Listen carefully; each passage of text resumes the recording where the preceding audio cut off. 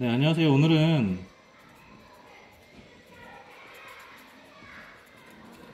철학자 비트겐슈타인의 철학과 신학에 있어서 해석학, 어떤 관련성을, 유사성을 한번 생각해 볼 수 있는지를 나눠보려고 합니다. 우선 비트겐슈타인의 철학을 한번 이해해 보려고 합니다. 크게 비트겐슈타인의 철학은 그의 생각이 바뀌기 전과 바뀐 후로 나뉘어서 전기라고 하기도 하고요. 바뀐 다음부터는 후기라고 합니다. 그럼 전기 비트겐슈타인의 생각을 한번 이해해 보도록 하겠습니다. 여기에는 이 말이라고 하면 지금 이 말이라는 이 모양을 보고 계실 거예요. 그죠?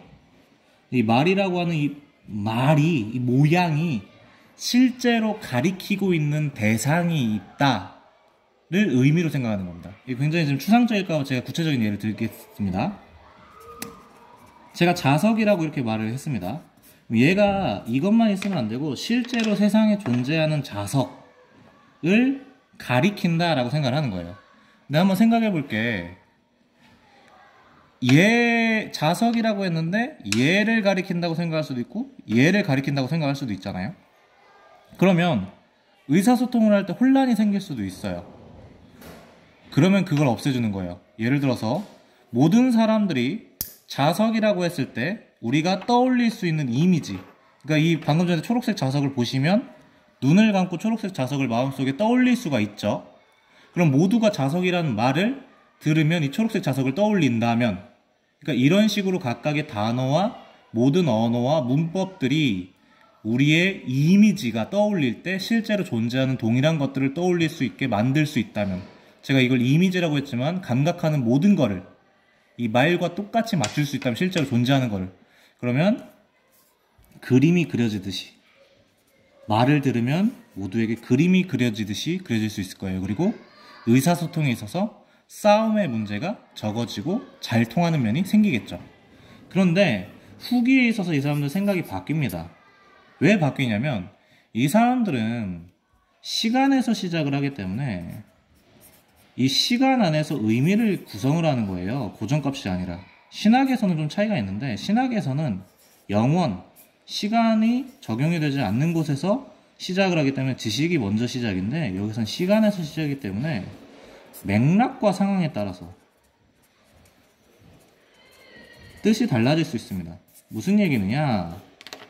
이 자석이라고 하는 게 이것만 가리키지 않을 수 있다는 거죠. 예를 들어서 놀이를 한번 생각을 해보면 각각의 놀이에는 규칙이 있습니다. 축구, 농구, 피구, 배구. 근데 여기서 이거 이렇게 하면 안 돼요. 왜냐면 또 이제 공이라는 게 공통적인 게 있어서 하나 더 붙일게요. 줄넘기. 이 각각의 것들에는 각각의 게임 진행을 위한 규칙이 있지 고정불변의 규칙이 존재하는 게 아닌 거예요. 그리고 제가 좀 더 제가 전달하고자 하는 의미를 좀 더 잘 전달하기 위해서 제가 저의 해석을 계속해서 그 말을 하는 겁니다.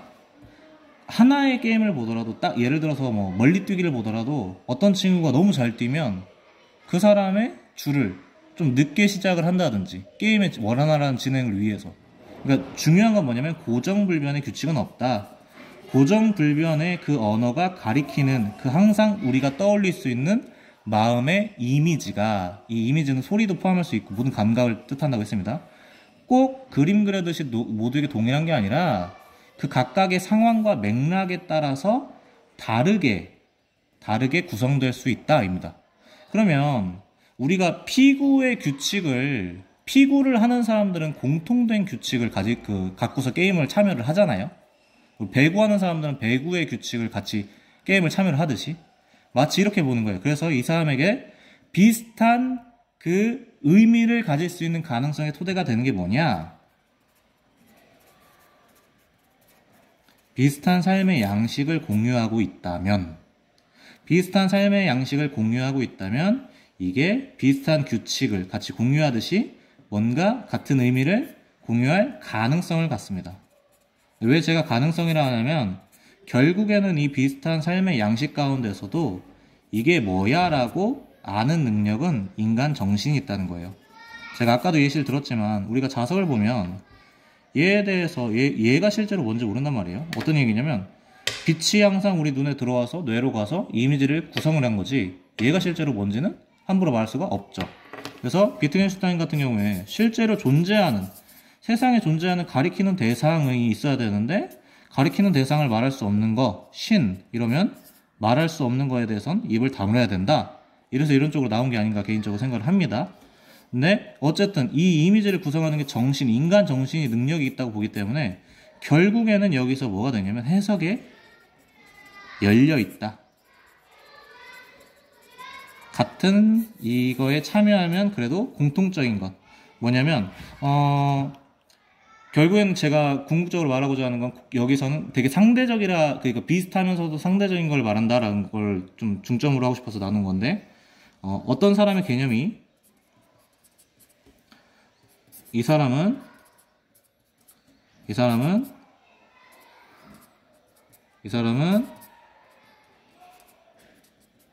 그러면 이 사람은 A랑 닮았죠.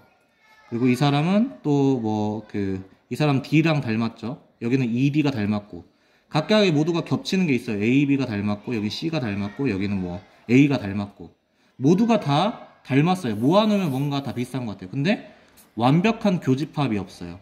A가 완전히 교집합이 될 수도 없고 C가 완전한 교집합이 될 수도 없고 B가 완전한 교집합이 될 수도 없고 D가 완전한 교집합이 될 수가 없어요. 지금 가족 유사성이라는데 이렇게 하다 보니까 완전히 공통된 거를 따질 수가 없다. 그럼 이게 해석학에서 어떻게 또 적용이 될 수 있느냐? 저의 개인적인 생각입니다. 요즘에 사용하는 이론이 뭐냐면 화행 이론입니다. 오스틴의 그 저서를 가져왔다고 하는데 여기서도 화행 이론에서 이걸 뭐로 보냐면 이걸 행위로 봐요. 언어.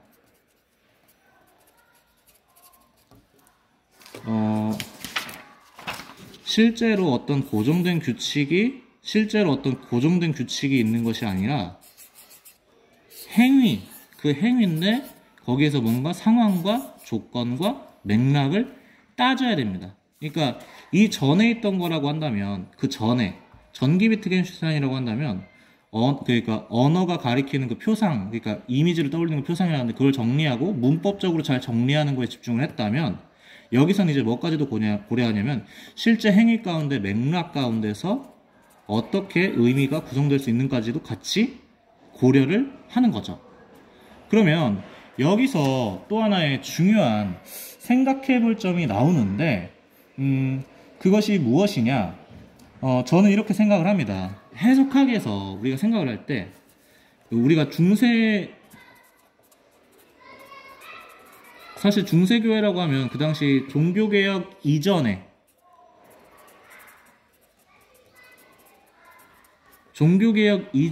로마 가톨릭을 비판할 때 많이 써요.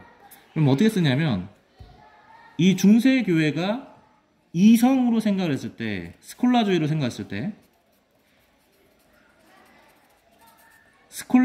생각을 했을 때 이전에 있던 교리와 신조에 맞춰서 교조주의식으로 해석, 그거에 대한 정해진 것에 대한 해석만 해왔다. 그래서 이거를 깬 것이 에라스무스의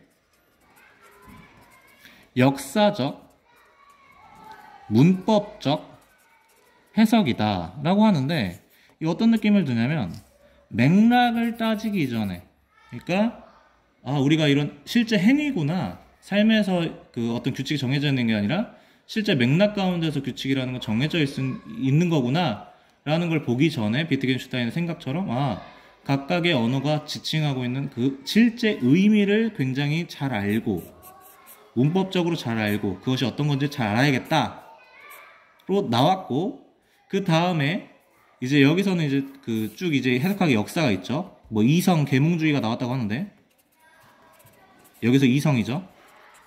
그 전에 그 다음에는 세계대전이 일어나서 이성에 대해서 믿음이 떨어졌다고 하는데 전혀 그렇지 않고요. 그 다음에 이제 나오는 게 바로 이 맥락적인 걸 같이 적용을 하는 거죠. 그래서 해석학에서 지금 보는 게 뭐냐면 우리가 말씀을 볼 때 그 당시 사람들이 어떤 삶의 모습을 구체적으로 살고 있었는지, 그 당시 사람들의 생각은 무엇인지를 굉장히 중요시합니다. 실제로 거기에 대해서 맞춰서 말씀을 줬다라고 생각을 하는 모습이 있는 것 같아요. 그래서 개인적으로는 여기 굉장히 유사성을 갖는데, 근데 여기서 중요한 게 뭐냐면 그 가운데서 해석하기 위해서 이렇게 하게 되면은 이제 신학과 차이가 굉장히 크게 나는 건데, 어떤 거냐면, 제가 지금 해석학을 무시하거나 비트겐슈타인을 무시하는 게 아닙니다. 이런 정말 지성적으로 뛰어난 이런 사람들을 무시하는 게 아니고, 심지어는 제가 이렇게 말을 한참 했지만 이해했는지도 솔직히 잘 모를 수도, 틀릴 수도 있는, 이거 가지고 함부로 비판하고 싶지는 않은데, 결국에는 여기서도 뭐냐면, 이거를 결국에는 각각의 개인의 주관이 자기의 정신의 능력이 의미를 구성을 하면 항상 열려 있거든요. 그러면 신학에서는 이 이성이라고 표현되는 거, 이게 희미하다 혹은 죽었다, 총 어두워졌다라고 표현을 하는데, 그런 의미에 있어서 아직까지도 이성은 스콜라주의 이후로 절대 사라지지 않았다. 그러면 스콜라주의에서 이성과 의지를 같이 얘기하는데요, 이게 헬라의 형이상학, 굉장히 유명한 헬라의 형이상학들을 조합하면은 요즘에 있는 철학들이 대부분 그대로 나옵니다. 예를 들어서 중세 굉장히 스콜라주의에 굉장히 유명한 아퀴나스를 보면 이 사람이 지성 얘기를 합니다. 우리에게 지성이 있는데 이 논리가 굉장히 재밌어요.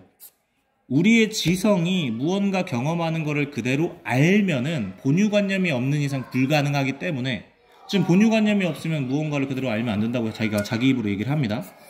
그런데 이 능동지성이 두 가지 또 나뉘는데, 추상하고 얘를 뭔가 조직해서 바르게 알 수 있는 능력을 또 말합니다. 매개지성이라고 한다든지 중개지성이라고 한다든지.